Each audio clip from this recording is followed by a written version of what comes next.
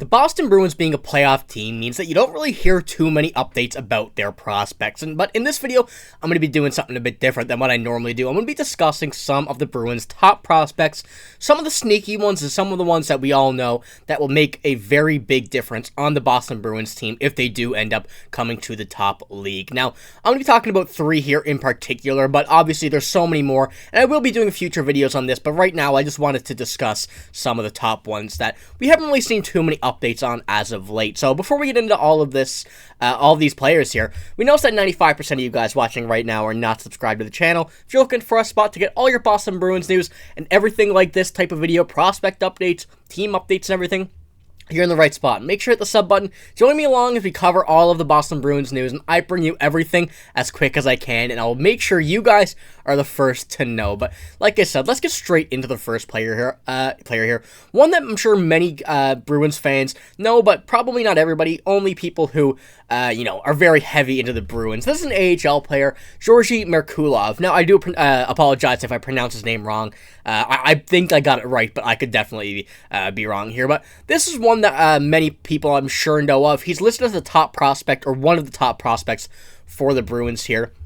Currently playing in Providence, and I gotta say, he's been playing pretty good, just over point per game by 1 point in the AHL, leading this team in points, and he's definitely shown that, he could be a Bruin at really any point. He's really shown that he could be a Boston Bruin, I should specify, that he could be, called up to this team at any point and stay there permanently. Now, I'll pull up his stats here, as you can see.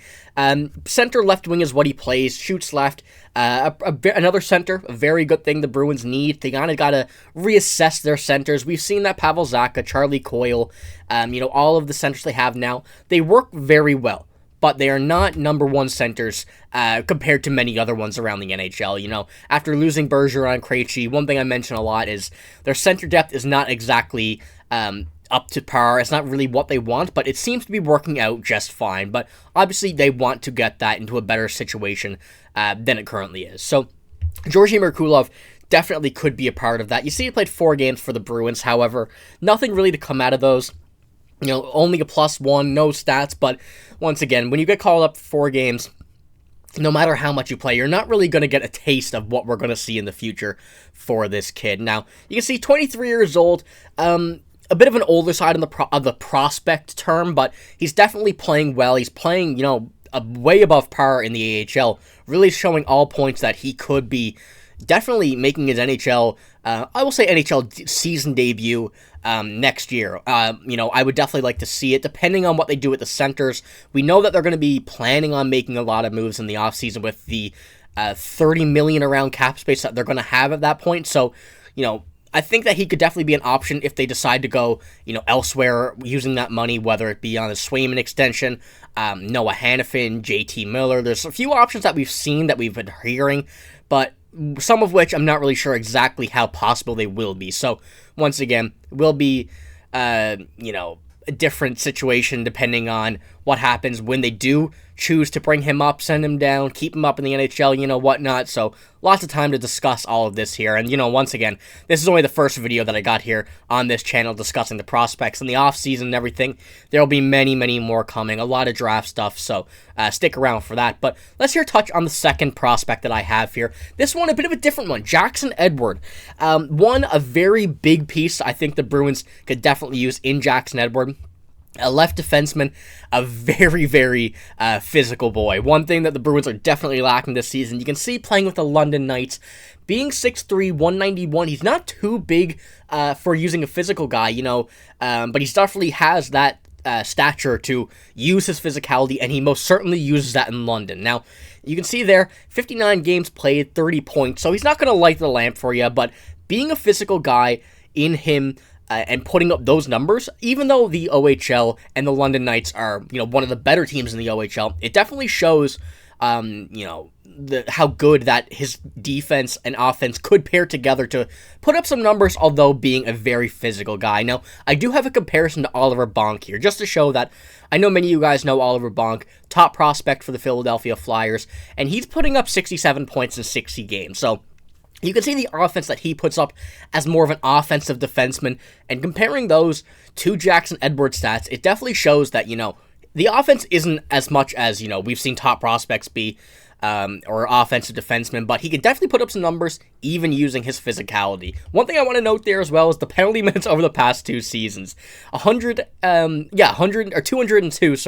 on the penalty minutes. One thing that, if it could be toned down, that'd be great, but once again, really shows his physicality, shows the size that he uses on the blue line. And one thing I think the Bruins could definitely use this season is physicality. Now, once again, some moves are going to be made in the offseason with that money, so if they go out and get some more physical guys, they got a Pat Maroon this season who still hasn't played yet due to injury, but that's his role on this team, is to go out there, be a physical guy. But this is another younger, big, physical defenseman that I think could definitely crack a roster spot at some point. We know Matt Grzelcyk's on thin ice here with the Bruins, and it really depends on what they decide to do, whether they go the younger route, some free agent route, and whatnot. So another thing just to keep an eye on is Jackson Edward, 7th round pick, can maybe considered a long shot to some, but I do like his play style mixing in with the Boston Bruins and what could come out of that, and just the projection in my mind, I guess you could say, from what he would do as a Bruin. But I have one final prospect here that I think is going to be another very good, sneakier side of the one, but that is Oskar Jellvik. Once again, I do apologize if the name is wrong, but that's what I'm thinking. I didn't do much research on his last name, but I believe it is Jellvik. But you can see here, these are the Boston College top point scorers, and he's there at 5th behind some very notable names in Will Smith, Cutter Gauthier, Gabe Perreault, and Ryan Leonard. Then you have him there. Now, there is a significant drop-off in points afterwards, and he's also on the older side. However, once again, that don't matter. That is just a very good mix of players there to be joining with, and also having that skill, showing that, he's playing at a high level with some of these top prospects from around the NHL, not just their team. So another good sign that he could definitely have a spot on this Boston Bruins team when the time comes. Now, you can see his past few seasons playing in the Swedish Junior League, then going over to Boston College. He's definitely taken a major step up from last season, and once again, another very big boost on the plus-minus. He's a very quick little guy on his feet. He's a great playmaker. One thing is that, is related to him is his playmaking. He's very good with the puck. He's very quick on his feet, very good on edge work, on his skates. So this is another guy that, almost has this play style of, I'm going to, use an extreme comparison here, but an Artemi Panarin, Patrick Kane style on his feet. With the puck, yes, that's going to develop as time comes, but on his feet, he's very good at, using his agility, cutting corners, and he's a very good skater, I guess is what the easier way to put this is. So another guy the Bruins could definitely use in the future. Now, like I said, I only touched on 3 here. A lot more will be coming down the road and down towards the draft and everything. But these are just 3 I wanted to, put into people's minds and Boston Bruins fans' mind, thinking about what this team could do in the offseason, whether, some of these guys will be put into this scenario as an AHL for being the last 2, or like Georgii Merkulov in the first one, going to an NHL scenario. So it's going to be interesting to see what does happen. There's lots of time yet. The Bruins have to decide what they want to do with their money, but I'm excited to see what this possesses for the Bruins. A lot of opportunity, not too many prospects being discussed from a Bruins standpoint, since they are a playoff team with the team that they enjoy now. But, little things like this are always good to know, so, that's all I got here on this one, but I just want to keep you guys updated. If you did enjoy this, make sure to let me know in the comments below. Let me know what you think about the prospects. Let me know what you think about, not just these guys either, the prospect pool the Bruins possess, and if you want to see more videos like this, more prospect videos, when, we're in a little news break. So, I'm going to be out of town for these next few days, so I am pre-recording, so this is one of them, but if you did enjoy, let me know. I still will be reading the comments, I'm just not going to be able to record, so, that's all I got. If you did enjoy, make sure to give the video a like, but yeah, that's all I got. Thank you for watching. Hope you have a great day. See you later.